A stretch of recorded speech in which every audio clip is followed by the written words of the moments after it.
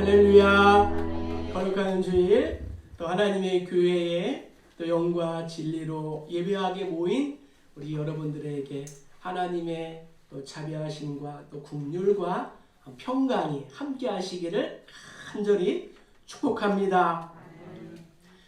우리가 살아가는 인생길은 수없이 많아 보이지만 가만히 관찰해 보면은 결국에는 두 가지로 결론을 낼 수가 있습니다. 하나는 흥하는 길이요, 다른 하나는 망하는 길입니다.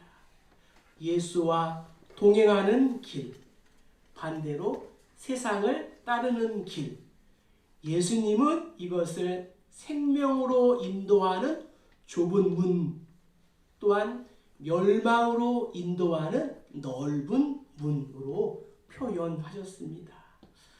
사람이 어떻게 흥하고 어떻게 망할까요? 모든 흥망은 하루아침에 이루어지는 법이 없습니다. 그 뒤에는 오랜 과정들, 다시 말하면 삶의 사이클이 존재합니다. 우리 모두에게는 삶의 사이클이 있습니다. 삶은 일상의 반복입니다. 사사기 역시 이스라엘 백성들의 삶의 사이클, 돌고 도는, 즉 순환 패턴으로 표현하고 있습니다. 이것이 사사기 전체의 핵심입니다. 이스라엘 백성들이 처음에는 하나님을 섬깁니다. 그리고 우상 숭배에 빠집니다. 그 결과 이방 민족의 지배를 받게 됩니다. 그 생활이 너무 힘드니까 하나님께 기도합니다.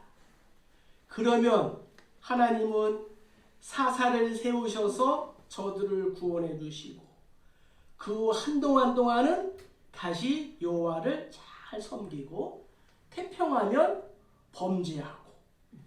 이스라엘 백성들은 무려 330년 동안 이 패턴을 따라 살아왔습니다. 이스라엘 백성들의 이러한 삶의 패턴을 반면교사로 삼아 성도인 우리는 어떻게 해야 반복되는 이 멸망의 사이클에서 출애굽할 수 있을까요? 자, 먼저 우리 16절과 17절을 한번 읽어보겠습니다. 여호와께서 사사들을 세우사 노략자의 손에서 그들을 구원하게 하셨으나 그들이 그 사사들에게도 순종하지 아니하고 오히려 다른 신들을 따라가 음행하며 그들에게 절하고 여호와의 명령을 순종하던 그들의 조상들이 행하던 길에서 속히 치우쳐 떠나서 그와 같이 행하지 아니하였더라. 아멘. 제일 먼저 큰 제목으로 어둠으로 달려가는 멸망의 사이클을 끊어내야 합니다. 멸망의 사이클의 패턴은 첫째로 우상 숭배입니다.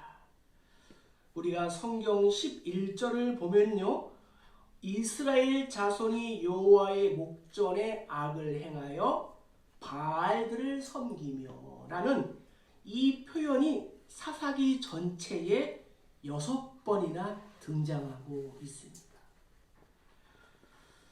이스라엘 백성들이 하나님의 곁을 떠나 죄를 범한 것이 어쩌다가 한 번 있는 것이 아니라 습관적인 일이었음을 우리에게 보여주고 있습니다.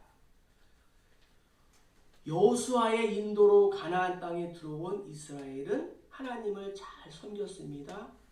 그리고 여호수아 앞에서, 하나님 앞에서 결단했습니다. 그러나 여호수아가 죽은 뒤 여호와를 떠나 이방신을 섬겼습니다. 하나님을 배반한 것입니다. 아니요, 정확히 말씀드리면 필요에 따라 하나님을 섬기고 또 이방신을 섬겼습니다. 약속의 땅에 들어온 사람들이 어떻게 이러한 행동을 할 수 있단 말입니까? 참으로 충격적인 일이지만 사실입니다. 우리의 삶에도 이러한 패턴이 반복되어 나타나고 있습니다. 그래서 사사기의 이야기는 바로 저와 여러분들의 이야기인 것입니다. 구원을 받아 가나안 땅에 들어왔지만, 예수를 믿고 구원을 받았지만 방심하면 우리도 이스라엘 백성들처럼 우상을 숭배하며 살아갈 수 있는 것입니다. 왜 이러한 일이 일어났을까요? 하나님의 은혜를 망각했습니다. 하나님의 은혜를 잊어버렸습니다. 무려 430년 동안 노예 생활에서 해방되고 홍해를 건너고 메마른 광야를 지나 가나안 땅에 들어왔습니다. 처음 얼마 동안은 하나님의 은혜에 깊이 감사하고 또 기쁨으로 하나님을 섬겼습니다. 그러나 세월이 지나가고 흘러가면서 서서히 하나님의 은혜를 잊어버립니다. 망각합니다. 차츰 처음에 감동이 사라졌습니다. 이것이 문제예요. 그래서 예수님은 교회에 성찬을 명령하셨습니다. 성찬. 이것은 너희를 위하여 주는 내 몸이라 내 피라. 너희가 이를 행하여 나를 기념하라. 그래서 초대교회는 모일 때마다 성찬식을 거행했습니다. 갈보리의 십자가의 은혜를 매일매일 기억하기 위해서 그랬습니다. 그래서 우리가 한 곳에 모여서 예배를 드리는 것입니다. 예배란 무엇일까요? 예배는 하나님의 은혜를 기억하는 것입니다. 구원의 감격에 빠져드는 것입니다. 그래서 예배에 실패하면 우리도 이스라엘 백성들처럼 우상 숭배의 길로 서서히 나도 모르게 빠져 들어가게 되는 것입니다. 또한 하나님과의 이 교제를 잃어버렸기 때문입니다. 우리의 삶이 풍성해질 수 있는 방법은 하나, 생명 대신 예수님과 끊임없이 교제를 하는 것입니다. 예수님을 먹고 예수님을 마시는 것입니다. 예수님은 이것을 포도나무 비유를 통하여 우리에게 예수님과 교제하는 방법을 알려주셨습니다. 나의 안에 거하라. 나도 너희 안에 거하리라.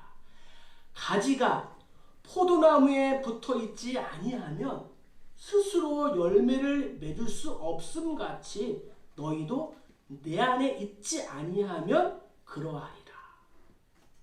이어서 예수님은 사람이 내 안에 거하지 아니하면 가지처럼 밖에 버려져 마르나니 사람들이 그것을 모아다가 불에 던져 사르느니라.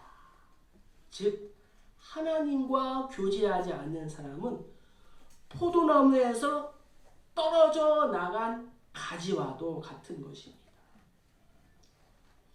이스라엘 백성들이 하나님의 은혜로 가나안에 들어왔지만 하나님의 은혜를 잊어버리고 그분과의 교제를 소홀히 한 결과 여호와를 떠나 이방신에게 나아갔습니다. 구원받은 우리도 마찬가지라는 거죠. 십자가의 은혜로 우리가 하나님의 자녀가 되었지만 날마다 매일매일 생명 되신 예수님께 붙어있지 않으면, 예수님과 교제하지 않으면, 말씀과 기도 속에 거하지 않으면 우리의 삶은 말라 비틀어질 수밖에 없는 것입니다. 자, 두 번째 멸망의 사이클의 패턴은 노예 생활로 나타납니다.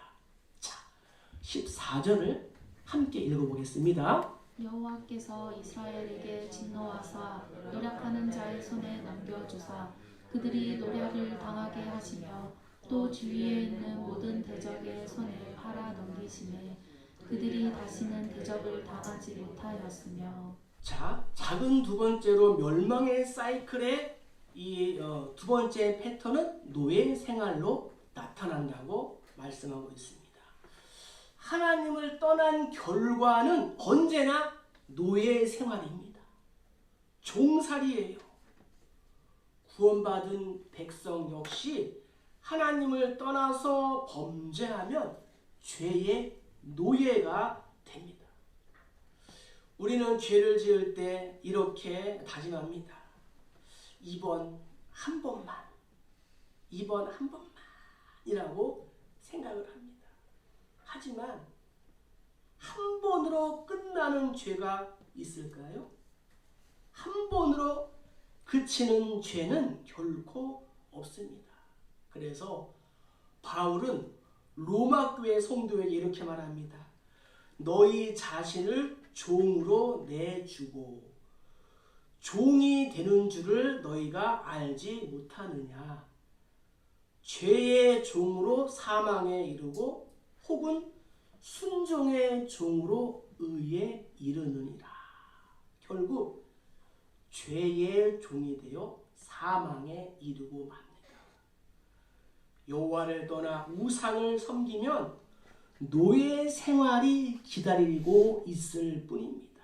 그 결과는 비참한 거예요. 처음에는 우상을 50% 정도 섬겼다면 그 다음 사이클에서는 60%를 섬기고 그 다음 사이클에서는 70%를 섬기고 그 후에는 100% 하나님을 떠나서 우리의 마음과 몸과 영혼이 우상에게 나아가는 것입니다. 이러한 패턴이 반복되면서 점점 멸망의 길로 치닫게 되는 것입니다. 자, 그러면 우리가 이 멸망의 사이클에서 벗어나기 위하여 어떻게 해야 될까요? 자, 크게 두 번째로 우리 18절과 역대하 7장 14절을 한번 읽어보겠습니다.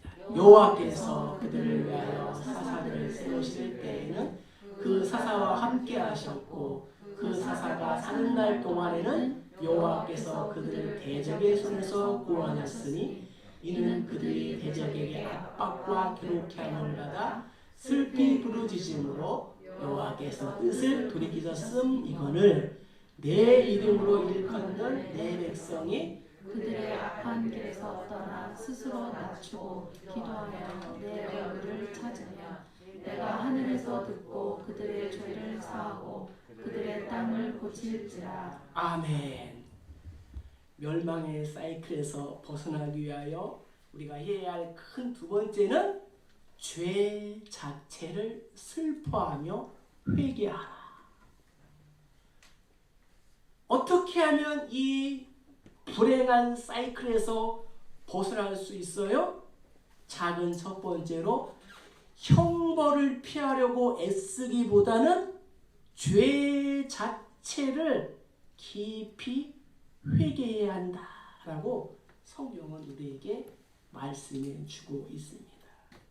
이스라엘 백성들이 하나님을 향하여 기도합니다. 그러자 자비로우신 하나님은 그들을 불쌍히 여기시고 사사들을 세우시고 노략자의 손에서 저들을 구원하게 하십니다. 이스라엘 백성들의 이 불행한 이야기를 하나님이 오늘 기록하신 이유가 무엇일까요?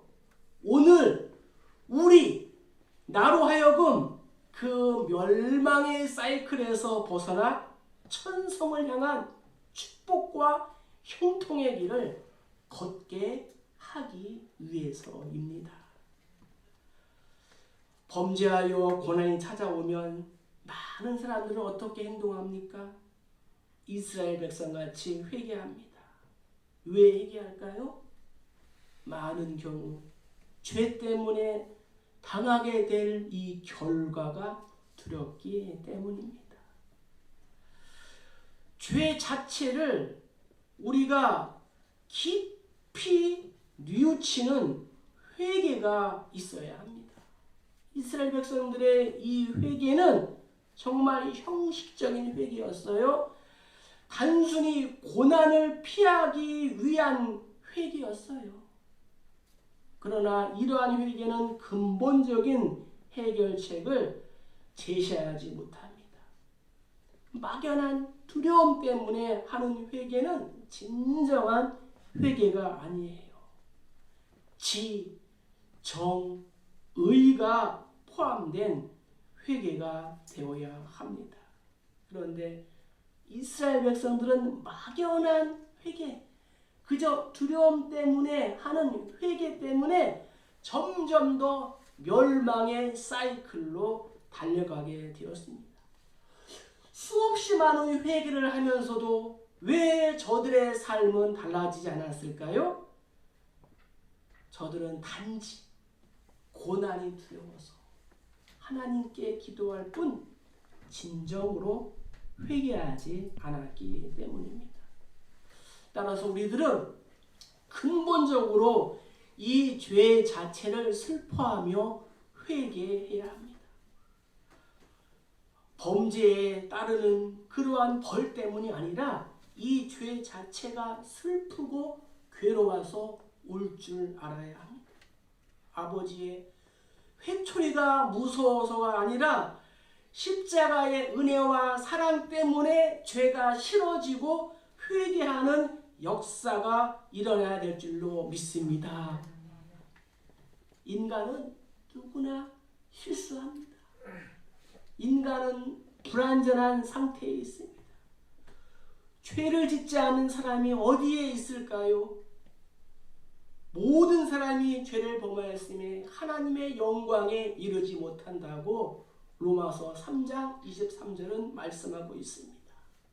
그런데 성경이 여기에서 끝났다면 우리는 모두 나의 허물과 이 죄로 인하여 죽어야 합니다. 그러나 성경은 그리스도 예수 안에 있는 속량으로 말미암아 하나님의 은혜로 값없이 의롭다 하심을 받은 저와 여러분이 되었다라고 성경은 말씀하고 있습니다. 할렐루야. 우리도 이스라엘 백성들처럼 이러한 잘못된 사이클에 빠질 수가 있습니다. 멸망의 사이클에서 출애굽하기 위해서는 죄를 멀리해야 합니다. 죄를 슬퍼해야 합니다. 우리가 회개해야 합니다. 지식과 또 감정과 행동이 동반된 그러한 회개를 해야 되고 죄를 싫어해야 합니다. 히브리 기자는 이렇게 고백합니다. 너희가 죄와 싸우되 피 흘리기까지 대항하지 아니하였다. 따라서 우리가 죄와 싸울 때는 정말 우리가 피 흘리기까지 우리가 이 죄와 대항하여 싸워야 하는 것입니다. 자, 작은 두 번째로 멸망의 사이클에서 벗어나기 위해서는 날마다 성령의 능력으로 이 죄를 이겨야 합니다. 우리는 누구나 육신을 입고 살아가고 있습니다. 이 육신은 무언가에 중독되기가 쉽습니다. 알코올 중독, 마약 중독, 쇼핑 중독, 이러한 중독만 중독이 아니라 우리의 육체에는 성과 권력과 음식에 중독되어 있고 상대방에게 인정받고자 하는 일에 중독이 되어 있고 거짓에 중독이 되어 있고 누군가를 미워하고 질투하는 일에도 쉽게 중독이 되어 있습니다. 우리 주변에는 화내는 것에 중독된 사람들도 흔히 찾아볼 수가 있습니다. 상대방을 조장하는 일에 중독된 사람도 있습니다. 우리는 과연 이런 잘못된 중독의 사이클에서 벗어날 수 있을까요? 성경은 감사하게도 우리가 벗어날 수 있다고 말씀하고 있습니다. 죄에 대하여 죽은 우리가 어찌 그 가운데 더 살리요? 무슨 말입니까? 우리는 이미 죄에 대하여 죽은 자라는 것입니다. 어떻게 죽은 자가 죄에 대하여 반응할 수 있겠습니까? 그러므로 우리는 이제부터 죄에 대하여 죽은 자같이 살아야 합니다. 죄가 오면은 어떻게 해야 돼요? 나는 죽었다 라고 복창하면 됩니다. 나는 죽었다. 우리는 죄와 싸워서 승리할 수가 있습니다. 예수님께서 내 안에 들어와 계심으로 죄의 그러한 요구에 대하여 이제는 안 돼! 나는 죽었어! 라고 말할 수 있는 능력이 우리 안에 있다는 것을 믿으시기를 바랍니다. 그리스도 예수 안에 있는 생명의 성령의 법이 죄와 사망의 법에서 너를 해방하였습니다. 할렐루야. 그러므로 우리는 죄와 싸워서 승리할 수가 있습니다. 죄를 짓지 않을 수 있습니다. 많은 사람들이 죄를 짓고 나서 하는 말이 뭐예요? 마음은 원이로되 육신이 약하도다 라고 말합니다. 그것은 구원받기 전의 상태인 것입니다. 우리가 마음 먹고 성령님과 동행하고 순종하면 죄를 이길 수 있습니다. 할렐루야. 자, 이제 마지막으로 우리가 멸망의 사이클에서 벗어나기 위하여 어떻게 해야 할까요? 자, 22절과 에베소서 말씀을 읽겠습니다. 이는 이스라엘이 그들의 조상들이 지킨 것 같이 나 여호와의 도를 지켜 행하나 아니하나 그들을 시험하려 함이라 하시니라. 모든 겸손과 온유로 하고 오래 참음으로 사랑 가운데서 서로 용납하고 평안에 매는 줄로 성령이 하나 되게 하신 것을 힘써 지키라. 멸망의 사이클에서 출애굽하기 위하여 마지막으로 우리가 해야 할 것은 무슨 일이 있어도 하나됨을 지켜야 한다라고 성경은 말씀하고 있습니다. 무슨 일이 있어도 하나됨을 지키기 위하여 해야 할 첫 번째는 자신의 약점을 알아야 한다라고 성경은 말씀하고 있습니다. 선천적이든 후천적이든 자신이 내가 무엇에 쉽게 끌리고 넘어가는지를 아는 것이 중요합니다. 내가 어떠한 환경에서 죄를 가장 많이 짓는지, 무엇 때문에 죄를 짓는지를 잘 돌아보아야 합니다. 언어 때문인가? 생각 때문인가? 행동인가? 물질인가? 인터넷인가? 등 자신의 취약한 부분을 잘 알고 있어야 합니다. 자, 작은 두 번째로 약점을 알았으면 그 약점, 이 죄와 싸워 이기기 위해 최선을 다해야 합니다. 약점을 알고도 가만히 있지 말고 그 약점, 죄와 싸워서 이기기 위하여 최선을 다해야 한다.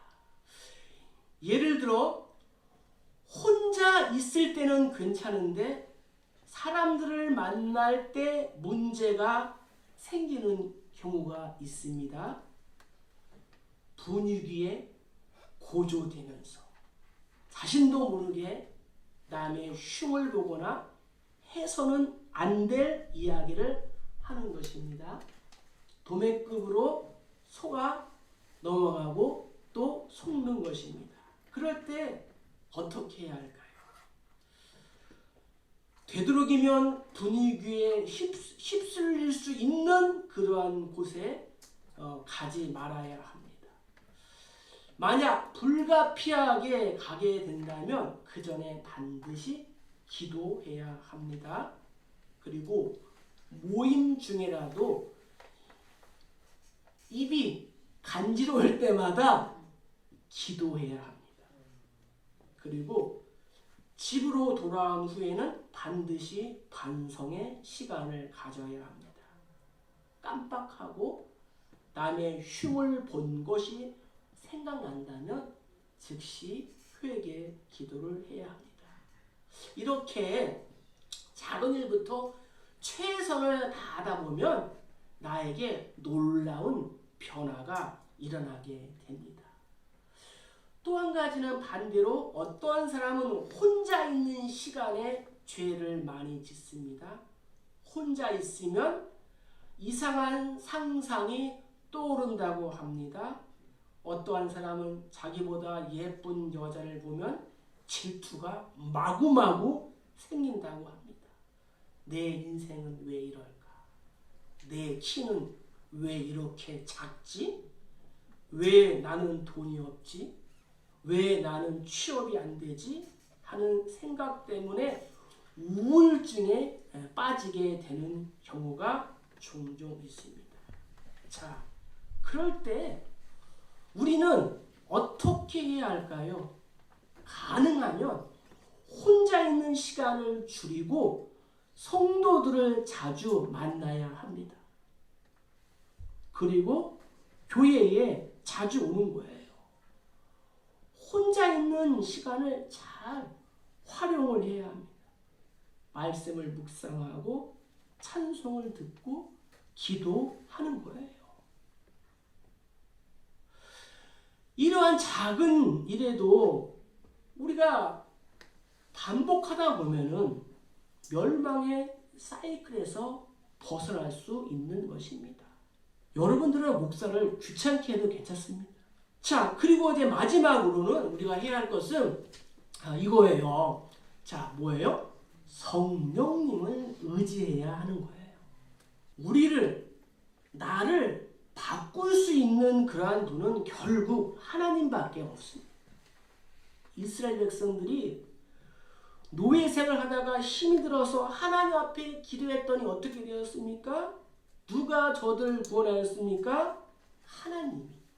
그 하나님이 저들의 간구를 들으시고 저들을 구원하셨습니다.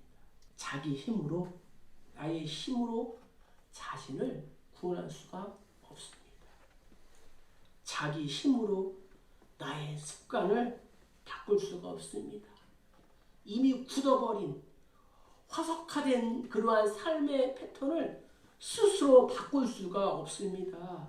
그러나 하나님께 부르짖으면 하나님이 나의 잘못된 삶의 패턴을 바꿔줄 줄로 믿습니다.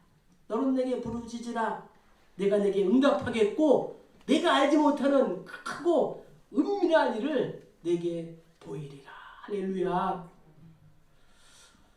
어떠한 신학자는 이 성령의 능력을 돛을 달고 가는 배에 비유했습니다. 작은 배는 노를 저어서 갈 수 있지만 큰 배는 아무리 노를 저어도 꿈쩍하지 않습니다. 그런데 그 배에 큰 돛을 달면 아예 노가 필요 없습니다. 바람으로 그 거대한 배가 물 위에 미끄러지듯이 파도타기를 하듯이 달려 나가게 되는 것입니다. 살아계신 성령 하나님이 내 안에 계십니다. 우리 안에 계십니다. 이제 우리는 이 땅에서 구원을 받은 후 죄의 종노릇, 노예 생활을 하는 이러한 저질스러운 삶을 살 필요가 없습니다. 우리의 삶은 바뀔 수가 있습니다. 비록 험한 세상 속에서 죄를 짓고 조금 실수할 수 있겠지만 그 강도가 점점 약해지게 되는 것입니다. 죄의 횟수가 줄어들면서 우리는 조금씩 거룩해지고 구별된 삶을 살아갈 수 있는 것입니다. 세상 사람들로부터 칭찬을 받게 되는 것입니다. 물론 여전히 우리가 이 사이클 안에서 살고 있지만 그것은 죄가 아니라 하나님을 향하여 달려가는 은혜와 축복의 사이클입니다. 이것이야말로 구원받은 백성이 살아가야 할 합당한 삶인 줄 믿습니다. 오늘 말씀을 우리 삶 가운데 이렇게 적용해 보겠습니다. 자, 먼저 하나님 어둠으로 치닫는 멸망의 이 사이클을 끊어내겠습니다. 도와주시옵소서. 두 번째로 이 죄 자체를 내가 슬퍼하며 또한 멀리하며 회개하겠습니다. 그리고 무슨 일이 있어도 교회와 공동체와 성도들과 하나됨을 지키기 위하여 애쓰겠습니다. 이를 위하여 구체적인 적용으로 자신의 약한 부분을 알아야 합니다. 또 죄와 싸워서 이기기 위하여 최선을 다해야 합니다. 마지막으로는 성령님을 의지해야 합니다. 사랑하시는 성도 여러분, 말씀을 마칩니다. 인간의 모든 흥망성쇠는 하루아침에 이루어지지 않습니다. 오랜 과정들, 즉 삶의 반복된 사이클이 존재합니다. 이제 어둠으로 달려가는 이 멸망의 사이클에서 출애굽하여서 하나님의 축복과 형통의 사이클에 함께 참여하시는 우리 모두 다 되시기를 주의 이름으로 간절히 축복합니다. 축복합니다.